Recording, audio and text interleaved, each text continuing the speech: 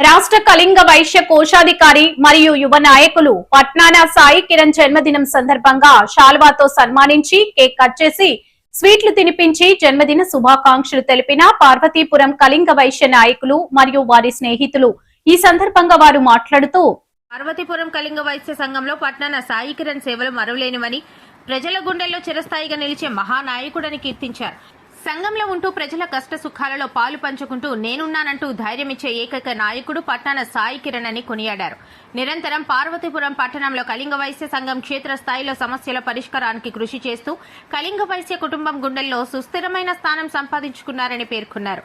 వారు ఎల్లప్పుడూ ఆయురారోగ్యాలతో ఉండాలని, మరెన్నో పుట్టినరోజులు జరుపుకోవాలని, మరింతగా ప్రజలకు సేవ చేసే భాగ్యం వారికి, వారు ఎల్లప్పుడూ ఆయురారోగ్యాలతో ఉండే మరెన్నో పుట్టినరోజులు జరుపుకోవాలని, మరింతగా సంఘానికి సేవ చేసే భాగ్యం వారికి పర్యటిస్తూ క్షేత్రస్థాయిలో సమస్యల పరిష్కారానికి కృషి చేస్తూ ప్రజల గుండెల్లో సుస్థిరమైన స్థానం కల్పించాలని, రాబో రోజుల్లో సంఘంలోనూ అనేకమైన ఉన్నతమైన పదవులు పొందాలని వారు ఆకాంక్షించారు.